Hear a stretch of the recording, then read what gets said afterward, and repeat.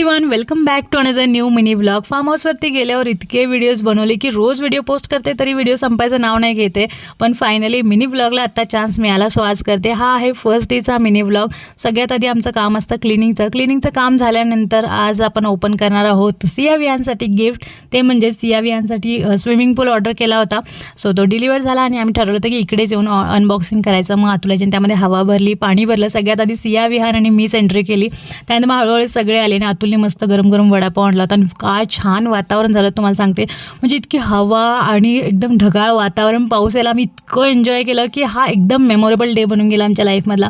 आणि खूप मजा मस्ती केली, खूप सारे व्हिडिओज बनवले, तुम्ही बघितलेही असाल। ज्यांनी नाही बघितले त्यांनी नक्की जाऊन बघा।